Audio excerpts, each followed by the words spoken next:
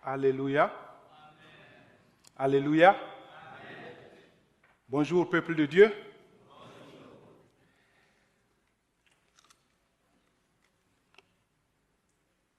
Nous allons prier et nous allons demander quelque chose au Seigneur. Nous venons d'intercéder tout de suite pour le monde, pour nos frères, pour nos sœurs, pour l'humanité entière. Mais j'aimerais que nous prions pour quelque chose avant de passer au message. Notre prière, c'est de prier pour que l'Éternel se révèle davantage, pour que l'Éternel puisse ce matin me dire ce qu'il a pour moi personnellement, ce qu'il a pour toi personnellement, de façon intime. Frères, ne venons pas à la maison de Dieu pour participer à des bénédictions, pour recueillir des bénédictions, mais collaborons avec l'Esprit pour l'avancement de l'œuvre de Dieu. Nous allons prier ce matin, tu vas parler au Seigneur. Tu vas dire au Seigneur, je veux que tu te révèles à moi. Je veux avoir une parole. Je ne suis pas venu ce matin dans ta maison pour une corvée. Non, je suis venu pour ressourcer. Je suis venu pour t'adorer. Je suis venu pour recevoir de toi quelque chose. Voilà la raison de ma venue ce matin, ce jour à l'église. Prie mon frère, nous allons prier tous ensemble. Prions le Seigneur. Alléluia, gloire à toi. Merci Seigneur. Victoire à toi Seigneur. C'est toi auprès de qui nous sommes venus. Nous voulons recevoir de toi et de toi seul ce matin. Que ton esprit se déploie pour nous enseigner, pour nous révéler ton cœur, le cœur de Père, au nom de Jésus-Christ. Alléluia. Alléluia. Merci. Merci. Nous prions que toute barrière, que toutes les chaînes, comme nous venons de le chanter, tombent dans le nom de Jésus-Christ et que ta parole soit lucide. Ta parole soit claire, ta parole puisse avoir place dans mon cœur, dans le cœur de ton enfant, dans le cœur de chacun, pour honorer ton nom, pour tous nous orienter vers toi. Cet après-midi, ce moment, nous te bénissons, nous magnifions ton nom pour ce que tu vas faire, parce que tu es là. Merci pour ta présence dans le nom de Jésus-Christ. Alléluia. Amen. Amen.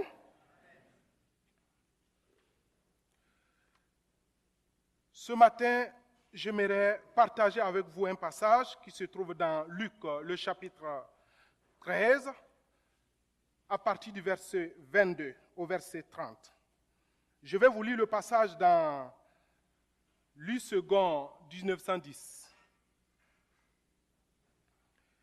Jésus traversait les villes et les villages, enseignant et faisant route vers Jérusalem. Quelqu'un lui dit, « Seigneur, n'y a-t-il que peu de gens qui soient sauvés ?» Il leur répondit, « Efforcez-vous d'entrer par la porte étroite, car, je vous le dis, beaucoup chercheront à entrer et ne le pourront pas.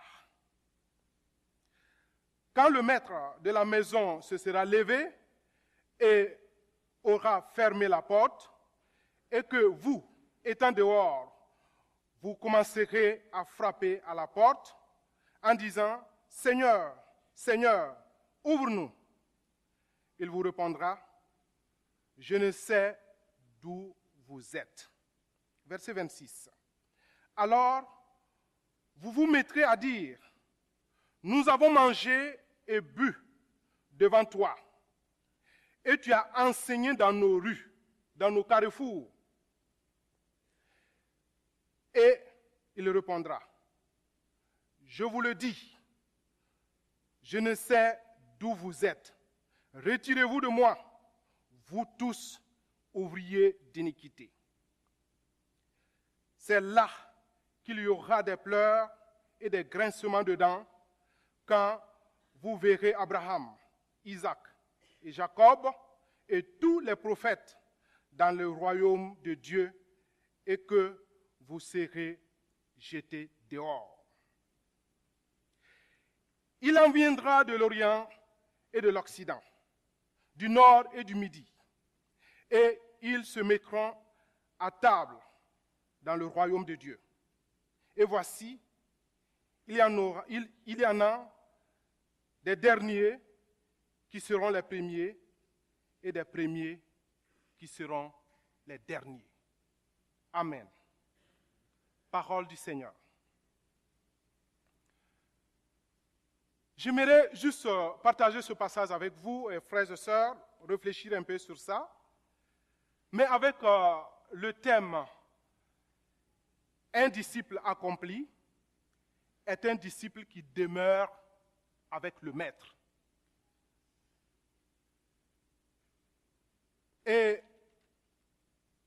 pour aborder ce thème, j'aimerais d'abord nous parler un peu du contexte dans lequel le Seigneur Jésus-Christ a répondu, je dirais, un peu beaucoup plus prolixe, entre guillemets, à la préoccupation de cet homme qui était dans la foule et qui l'a interrogé. Après vous avoir parlé un peu du contexte, nous allons également voir un peu, parler un peu de ce que j'ai appelé demeurant et devenant des disciples accomplis. Demeurant et devenant des disciples accomplis, bien sûr dans le Seigneur. Et dans ce deuxième sous-thème, nous allons voir deux petits sous-thèmes autour desquels nous allons échanger, nous allons parler et nous allons prier pour terminer. Le contexte. Quand vous allez commencer à lire le passage à partir du chapitre 11 ou du chapitre 12, vous vous rendez compte que le Seigneur Jésus-Christ, en son temps, le milieu des religieux n'était pas aussi propre que ça. Il y avait toutes sortes de choses qui se menaient, qui n'étaient pas conformes à la parole de Dieu. Et le Seigneur a commencé par, d'abord dans ce chapitre, à dire aux gens de se repentir. Parce que en son temps, certaines personnes pensaient que lorsque des catastrophes intervenaient, lorsqu'il y avait des morts subites, cela témoignait de l'infidélité, des péchés de ceux qui en subissaient. Et le Seigneur leur disait, non, écoutez, je vous dis, si vous ne vous repentez pas, ce qui est arrivé à ces personnes, il parlait bien sûr dans ce chapitre, au premier verset, il était question de certains qui disaient, non mais écoutez, ce qui est passé, ce qui est arrivé avec l'action de Pilate, ou des gens qui sont morts, qui sont décédés, qui sont assassinés, ça revenait, en fait, c'est leur affaire. Et Jésus leur dit, écoute, ce n'est pas ça. Vous pensez que c'est à cause de leurs péchés? Non, je vous dis, repentez-vous. Et il continue et il a l'occasion d'enseigner dans les synagogues. Et là, un jour, quand il était en train d'enseigner, il a vu effectivement une dame qui était là, qui est venue, qui est malade, qui ne se portait pas bien. Et cette dame n'avait pas demandé du tout à être guérie. Mais le Seigneur Jésus lui a dit, mais toi, tais-toi, lève-toi. La dame se lève et il s'adresse maintenant à la foule, qui, sachant bien que si elles répondent, Jésus aura quelque chose à dire, qui était là, qui s'est tue.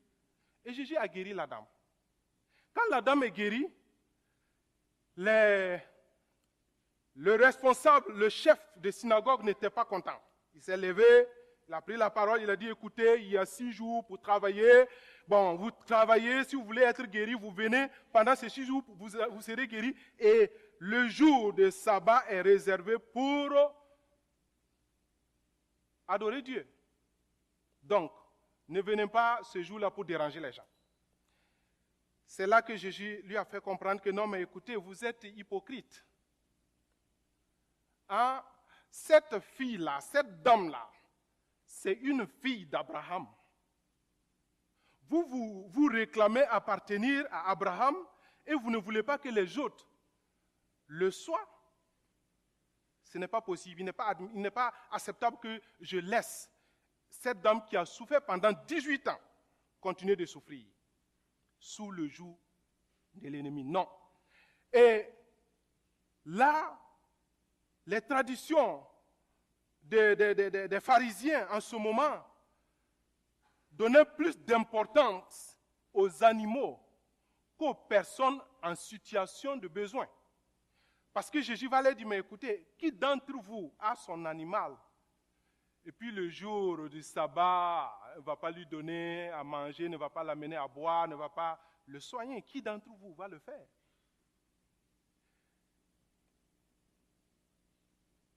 Peut-être que ce matin, tu es là, beaucoup préoccupé à tes problèmes. Mais ce Seigneur qui était le jour-là, le jour du sabbat, dans cette maison et qui a dit à la dame qu'elle est guérie, qu'elle est soignée, ce même Seigneur est là aujourd'hui et connaît tes problèmes. Même si le pasteur, même si les responsables de l'église ne connaissent pas tes problèmes, il est là aujourd'hui. Il connaît tes problèmes. Toujours dans ce contexte, Jésus continuant faisant le chemin, on voit quelqu'un dans la foule qui sort et qui l'interroge. Est-ce qu'il n'y a que ces gens-là seulement, qui ne sont pas nombreux, qui seront sauvés, qui sont sauvés? En fait, qu'est-ce qui se passait en ce temps? Comme vous connaissez un peu l'histoire de l'Israël, qui était beaucoup bouleversé, qui était miné par la guerre, par les déportations et autres, alors l'esprit du nombre de personnes sauvées était une préoccupation en ce temps. Et c'est pourquoi ce monsieur va l'interroger. Est-ce que ce sont que ces gens seulement qui ne sont pas nombreux qui seront sauvés?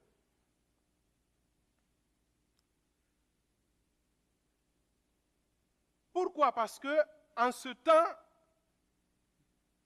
Jésus-Christ, ses enseignements devenaient de plus en plus durs pour certains, décourageants pour ceux qui étaient tièdes dans la foi.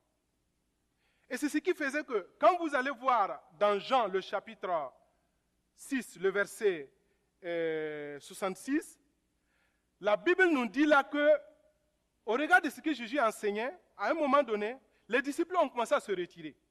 Il a dit, mais on ne peut pas le suivre. Lui, on ne peut pas le suivre parce qu'il est très dur. Regarde ce qu'il nous dit.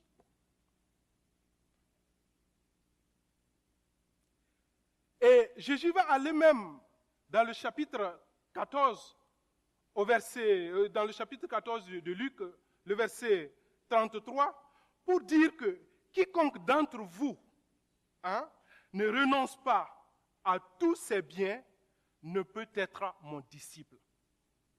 Donc, les enseignements du Seigneur Jésus-Christ, à un moment donné, devenaient de plus en plus décevants pour les femmes, pour les hommes tièdes dans la foi. Est-ce que ce matin, nous sommes tièdes dans la foi? Est-ce que ce matin, ce que j'entends, ce que Dieu me dit, je trouve que c'est trop dur, je ne peux pas?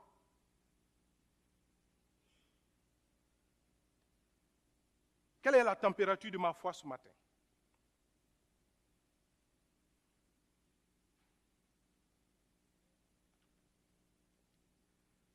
Alors, un autre élément.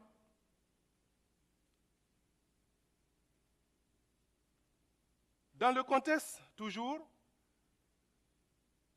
c'est que pour la majorité des Juifs en Israël, pour eux, ils appartiennent, ils sont la sémence d'Abraham, d'Isaac, de Jacob. Donc, pour eux, le salut est garanti. C'est les autres nations qui vont périr, ce n'est pas nous. Nous ne sommes pas concernés par la condamnation. Et c'est cet esprit-là que les gens avaient en ce temps, quand Jésus était en train de répondre à cette, je dirais à cette petite question, mais qui est chargée de sens. Et c'est tout ce qui se passe.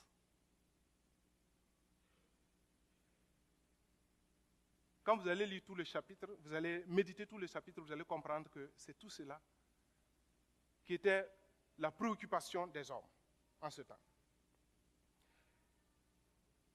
Et la Bible nous dit, dans Galates, le chapitre 3, le verset 29, que si vous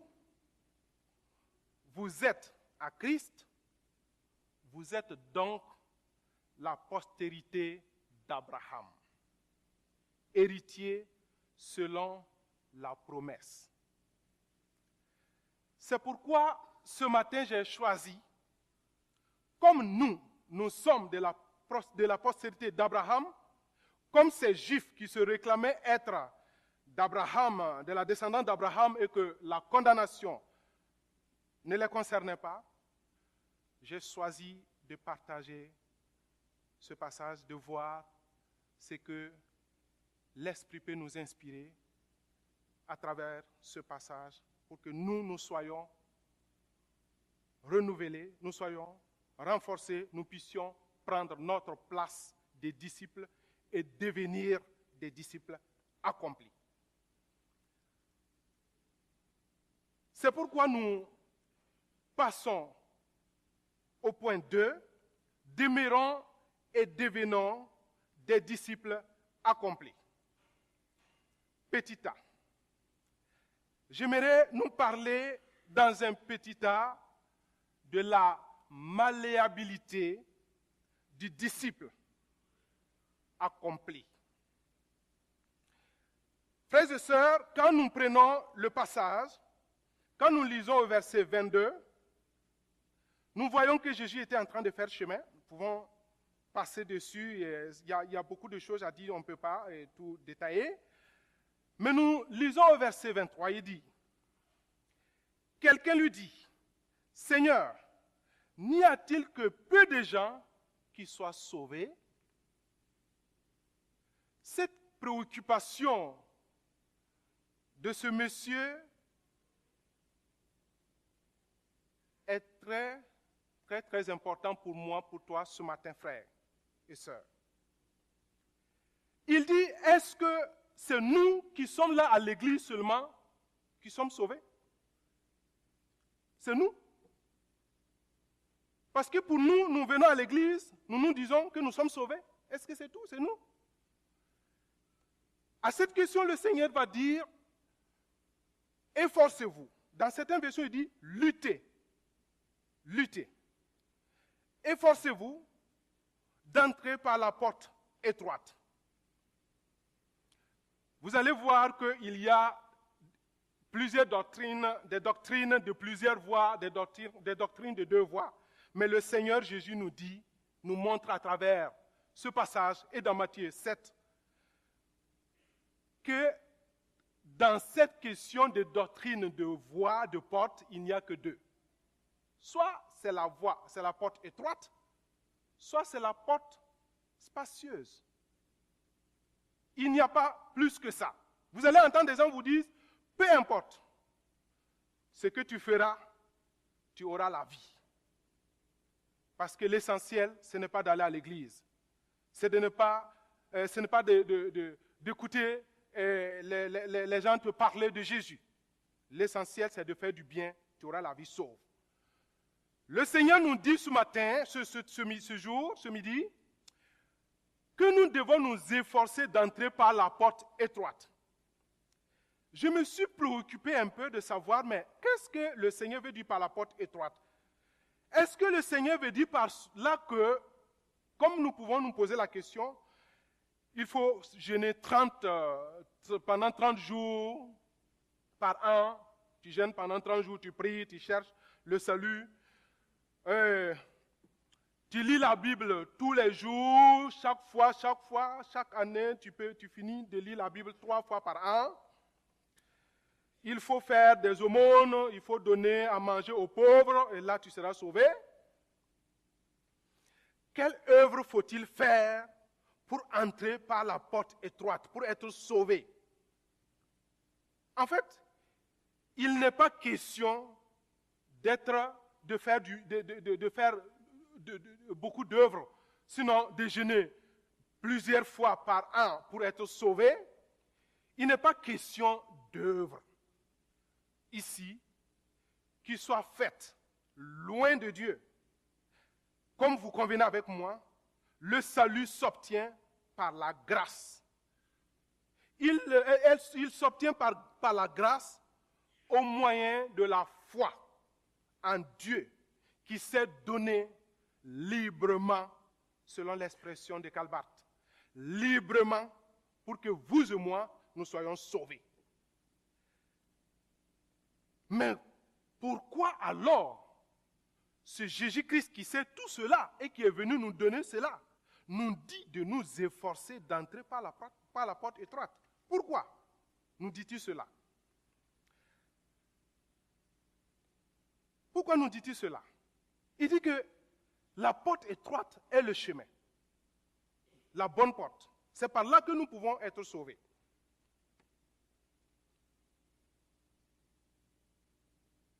Et nous avons la porte spacieuse, la voie spacieuse. Ce n'est pas cette voie-là qu'il faut emprunter. Mais dans cette porte étroite, vous avez peu de gens qui y passent. Ce sont des disciples qui demeurent. Ce sont ceux-là qui demeurent. Et pendant que nous faisons chemin, nous faisons route avec le Seigneur, ce qu'il faut savoir, frères et sœurs, dans cette notion de porte étroite, c'est une question de fragilité, de malléabilité, d'humilité avec le Seigneur qui fait la force du chrétien, qui fait la force de celui qui s'en sort, qui tient tête, qui passe par cette porte étroite. C'est une question de fragilité. Je vous l'explique. La fragilité, c'est quoi? La malléabilité, c'est quoi? L'humilité, c'est quoi? Quand tout ce vocabulaire, je me suis demandé, mais qu'est-ce que ça veut dire pratiquement la malléabilité? Qu'est-ce que ça veut dire? Et j'ai essayé de chercher le sens dans les dictionnaires. Et j'ai trouvé que la malléabilité a pour antonyme raide, rétif, récalcitrant. Et tout de suite, je me suis déporté dans l'Exode. Et j'ai vu que le peuple de Dieu, comme disait Dieu à Moïse, Dieu s'était rendu compte à un moment donné que le peuple avait un cou raide. Il n'écoutait pas. Il n'était pas fléchible. Il ne se laissait pas conduire par Dieu. Et c'est là que je comprends pourquoi est-ce qu'il est important que nous, enfants de Dieu, peuple de Dieu, si nous voulons marcher et devenir des disciples accomplis, il nous faut que nous soyons flexibles. Il faut que nous soyons fragiles. Il nous faut être humbles. Il nous faut être malléables. Il nous faut être prêts à être façonnés par Dieu. si nous ne sommes pas prêts à être façonnés par Dieu, il nous sera difficile de pouvoir rentrer par la porte étroite. Parce que si tu n'es pas façonné, cette porte étroite-là n'est pas faite pour toi. Et c'est là aussi que je comprends pourquoi est-ce que Paul, à un moment donné, il dit que mais moi, je me plaide dans la faiblesse. Parce que dans la faiblesse, c'est dans la faiblesse que je suis fort. Alléluia. C'est dans la faiblesse que je suis fort. Ce que je vais nous dire, frères, je vais nous dire tout simplement que la notion de nous efforcer, comme l'a dit le Seigneur Jésus-Christ, ce n'est pas que je me dise être capable de réussir ma vie chrétienne. Non. Mais au contraire, c'est de reconnaître que je suis faible. C'est de reconnaître que face à telle situation, seule la grâce de Dieu, la force de Dieu m'en sort. Amen. La force de Dieu m'en sort. Ce n'est pas parce que je suis capable. Ce n'est pas parce que vous êtes capable. Ce n'est pas parce qu'aujourd'hui, telle personne a résisté à tel péché. Elle a résisté de voler, elle a résisté de tromper, elle a résisté de mentir, elle a résisté à l'adultère, qu'il est chrétien, qu'il est fort. Non. Mais parce qu'elle a accepté de s'abaisser, de laisser passer l'affaire de Dieu avant son affaire. Amen. C'est dans la faiblesse que nous pouvons tirer notre force. La puissance n'est pas dans notre capacité, mais plutôt dans notre faiblesse. Amen. Dans notre faiblesse. Et le Seigneur qui dit, efforcez-vous d'entrer par la porte étroite, nous montre que la porte va bientôt se fermer. La porte va bientôt se fermer. Et là, nous comprenons que, effectivement, ce Christ qui est venu pour nous sauver, pour sauver ceux qui sont faibles, comme nous disent les Écritures. Les Écritures nous disent que Christ est venu pour ceux qui sont faibles, pour les malades, et non pas pour ceux qui sont bien portants.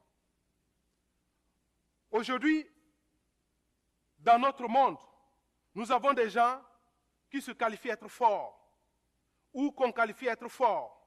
Mais en réalité, si vous voyez ces hommes, ces personnes-là qui se disent être forts, c'est peut-être elles qui sont plutôt esclaves des puissances des ténèbres. C'est ces gens-là qu'on qualifie d'être forts. C'est cette force que vous voulez? C'est cette force que nous voulons? Est-ce que nous voulons être des esclaves de ce monde des ténèbres? Ou est-ce que nous voulons être des esclaves de Dieu? C'est très important que nous comprenions que la puissance que Dieu nous donne n'est nulle part que dans notre abaissement, dans notre humilité en Christ. C'est dans notre humilité en Christ. Jésus vient donner la vie, il vient donner la force, il vient donner la capacité à ceux qui sont faibles, à ceux qui n'ont pas de force. Et comme dans ce contexte, ce peuple, pour eux, c'est qu'eux, ils sont forts. La damnation, c'est pour les autres peuples. Jésus va les étonner, il va les surprendre. Vous, si vous ne vous repentez pas, si vous ne vous humiliez pas, si vous ne vous laissez pas façonner par Dieu, vous passez à côté. Vous passez à côté. La porte va se fermer. Et en ce moment, vous allez vous lever pour crier. Vous allez vous lever pour chercher à entrer. Et qu'est-ce que le maître va vous dire? Il dit, au verset 25, vous allez frapper et vous allez dire, Seigneur, Seigneur, ouvre-nous. Et il vous répondra, il dira, je ne sais d'où vous êtes. Je ne sais d'où vous êtes. Alors quand j'étais arrivé à ce passage, je me suis dit, mais Seigneur, mais pourquoi est-ce que des gens qui sont là, qui te connaissent, qui disent même Seigneur, ils t'appellent même Seigneur, Seigneur, ils te connaissent. C'est là que j'ai compris que ce ne sont pas des gens qui connaissaient le Seigneur. Ils ne connaissaient pas le Seigneur. Quand vous allez au verset 27, vous allez voir. Il dit, il leur répond toujours, il est dit, je ne sais d'où vous êtes, retirez-vous de moi, vous ouvriers de l'iniquité. Et ces personnes-là lui ont dit, Seigneur, nous sommes là. Nous sommes là avec toi. Nous avons mangé, nous avons bu devant toi. Et même tu as enseigné dans nos rues, dans nos carrefours. Nous avions participé. Frères et sœurs, c'est important que le Seigneur puisse tenir place dans nos vies et que nous demeurions en lui. Il ne suffit pas d'aller à l'église. Il ne suffit pas de participer à des séances d'évangélisation sans demeurer en Christ. Où sommes-nous lorsque nous venons à l'église? Est-ce que nous venons pour recevoir des bénédictions? Est-ce que nous venons pour écouter et sortir oublier? Est-ce que nous venons pour que les gens nous voient? Est-ce que nous venons pour que nos parents soient satisfaits? Est-ce que nous venons pour que nos maris, nos femmes soient satisfaits? Est-ce que c'est pour ça que nous venons à l'église? Est-ce que nous venons parce que nous avons un rôle? Parce que je suis pasteur, il faut que je sois à l'église. Parce que je suis en multimédia, il faut que je sois à l'église. Parce que je chante à la chorale, je dois être à l'église, sinon qui va chanter à la chorale? Nous venons à l'église pourquoi? Est-ce que c'est pour ça que nous venons à l'église? Est-ce que c'est pour ça? C'est vrai, c'est parmi tant d'autres motivations. Mais ce que nous voulons dire, c'est que le Seigneur veut nous voir là où il est. Le Seigneur veut nous voir être des hommes, des femmes, des enfants qui sont faciles à transformer, qui sont soumis à sa parole, qui acceptons laisser notre cœur être façonné à la direction de la parole de Dieu pour Dieu. Le Seigneur veut nous voir être façonnés. C'est cela qui est l'essentiel. L'essentiel n'est pas d'être là pour bénéficier seulement de la grâce du peuple de Dieu et de partir. Non. L'essentiel, c'est bien d'être là, mais c'est bien de demeurer dans le Seigneur. Demeurons dans le Seigneur. Il dit, je ne sais d'où vous êtes.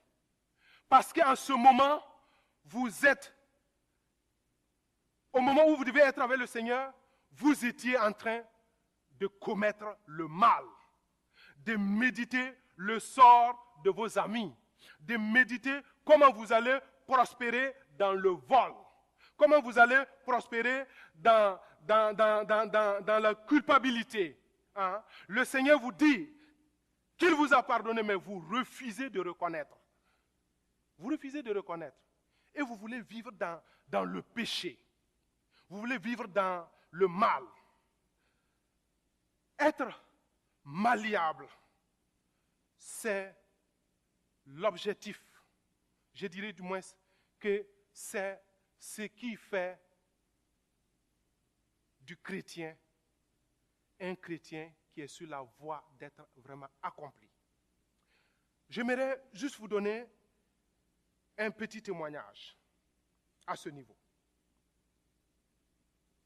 Vous savez, le Seigneur nous parle d'une manière ou d'une autre. Une fois, j'étais en formation dans un milieu et j'avais décidé en ce temps-là de lire toute la Bible. J'avais entrepris, je commençais à lire la Bible.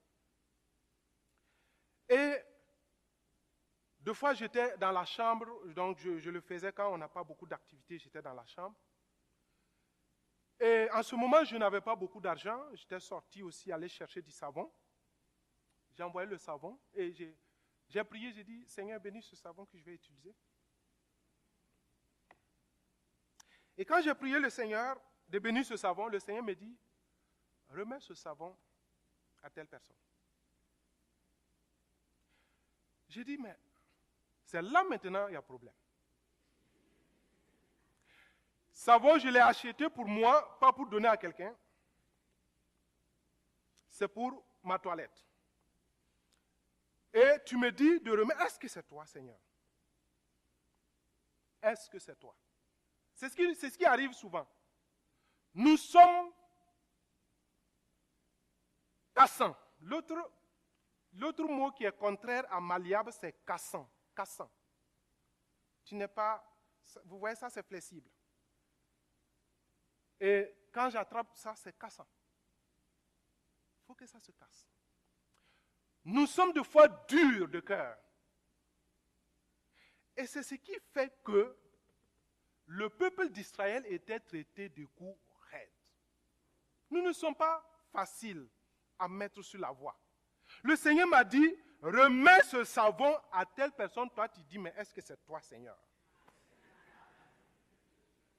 C'est là le problème. Et le Seigneur veut nous enseigner à être des hommes, des femmes qui parvenons à notre destinée. Et pour cela, il va falloir qu'il nous façonne. Qu'il nous façonne. Il va falloir qu'il te façonne, qu'il me façonne, frère. Il faut que j'accepte. Si je veux, c'est la voie. Frère, est-ce que tu veux être façonné? Sœur, est-ce que tu veux être façonné? C'est la voie du disciple accompli. C'est la voie, il n'y a pas plus que ça. C'est la voie d'une disciple accomplie. Et là, comme j'ai posé le savon, je prends le savon, je dis, mais Seigneur, est-ce que c'est toi? Je n'ai pas remis le savon là. Hein. Je n'ose pas me laver avec, mais je n'ose pas me remettre. Qu'est-ce qui va se passer? Finalement, un jour, j'ai décidé finalement de me débarrasser de cette affaire. Il faut que je remette le savon. Ce n'est pas grande chose, ce n'est pas aussi facile à remettre. J'ai pris le savon là un jour, j'ai dit, mais on était sortis, allés et puis on est revenu. Et j'ai dit, mais Seigneur, finalement, il faut que je remette ce savon là. Si c'est toi, je remets, il n'y a pas de problème. Je n'ai pas de problème à remettre, mais je voulais savoir seulement si c'est toi. Le Seigneur me dit, il faut remettre. Et j'ai pris le savon, je suis allé, j'ai tapé quoi, porte ouverte. J'ai dit, bon, voilà, voilà un savon, prenez le savon. Voilà, j'ai acheté ça pour vous. Je ne l'avais pas acheté pour lui. Hein. Gloire au Seigneur. Il est bon. Le Seigneur est bon. S'il vous plaît, je n'avais pas acheté le savon pour cette personne. Je l'avais acheté pour moi-même. Mais je lui ai dit, voilà un savon que j'ai acheté pour vous, prenez. Je lui ai remis le savon. Vous savez ce qui va se passer? C'était un temps de stage. Quand on a fini le stage, on est rentré. La personne m'a dit, je veux te voir. Il dit, ah bon? Il dit, elle veut me voir. Elle dit, elle veut me voir. Je dis, il n'y a pas de problème. Elle m'a rencontré, elle m'a dit, mais toi, tu sais, quand tu m'avais donné le savon, en réalité, je n'avais pas besoin du savon. Mais il y a quelque chose que le Seigneur a utilisé par ce don de savon pour opérer dans ma vie. Il dit, ah bon? Il dit, c'est ça. Ah, j'ai dit, gloire à Dieu. Gloire à Dieu. Frères et sœurs, vous comprenez? Gloire à Dieu. Ce n'est pas cette même personne-là qui disait, non, est-ce que c'est toi, Seigneur? C'est la même personne qui chante, qui dit, gloire à Dieu. Le Seigneur veut nous façonner pour nous faire voir, pour nous conduire sur son chemin, pour que nous puissions voir sa gloire. Et ce n'est pas souvent facile. Souvent, c'est difficile. Mais j'aimerais inviter certaines personnes, si vous avez l'occasion de lire le livre « Osez vivre sur la corde raide », c'est d'un homme de jeunesse en mission qui a écrit ça, « Osez vivre sur la corde raide ». Si vous gagnez ce document, lisez-le. Ça va vous faire beaucoup de bien. Alors, frères et sœurs, être fragile, être malléable entre les mains de Dieu, tout en restant attentif, nous permet d'apprendre à connaître notre Dieu et à être accompli, à rentrer dans notre destinée. C'est pourquoi il est important que nous saisissions ce que Paul a dit pour en faire nôtre. Je me plais dans la faiblesse parce que dans la faiblesse, c'est là que je suis fort. C'est là que je suis fort.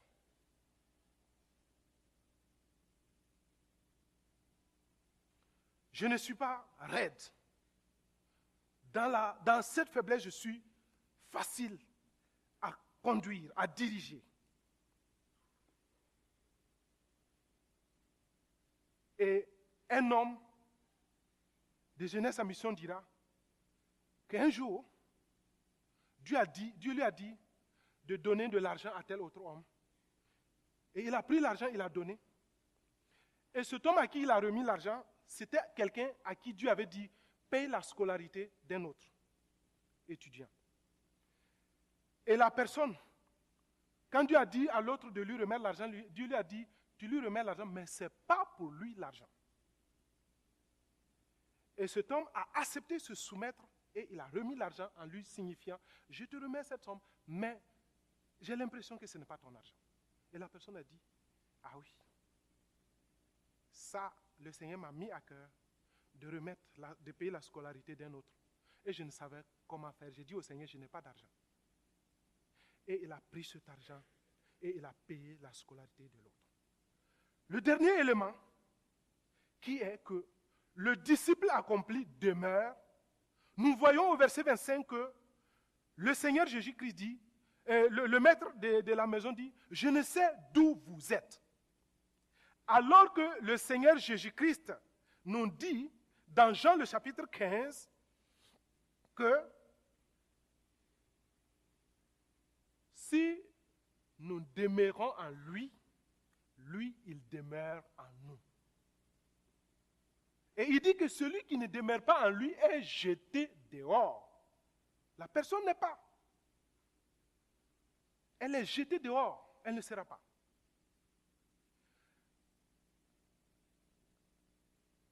Si nous ne laissons pas être malléables, être façonnés par Dieu, nous freinons notre avancement, notre prospérité, notre bénédiction avec le Seigneur. Nous freinons, mais nous devenons aussi obstacles. Nous devenons obstacles. Il a fallu que j'apprenne à écouter la voix de Dieu pour savoir que la personne à qui j'ai remis le savon, le Seigneur voulait travailler dans sa vie.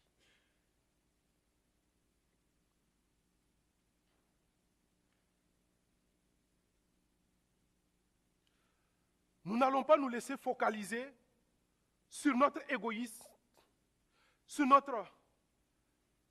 nos intérêts personnels, dans notre idolâtrie, pour ne pas avancer avec le Seigneur, mais plutôt, nous allons nous soumettre, nous allons nous humilier.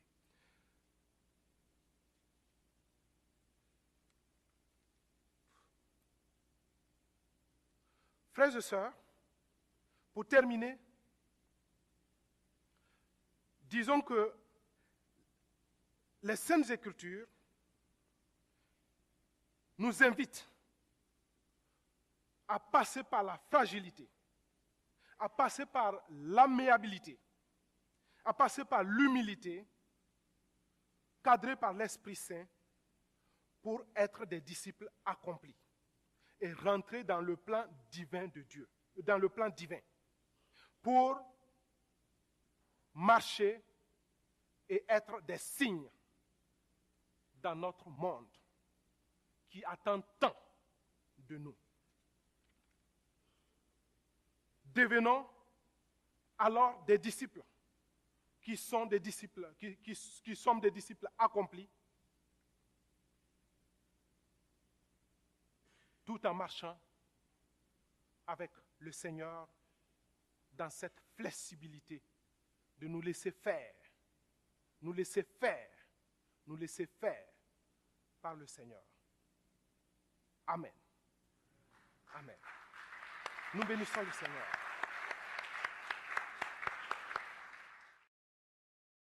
Calvin, let's go.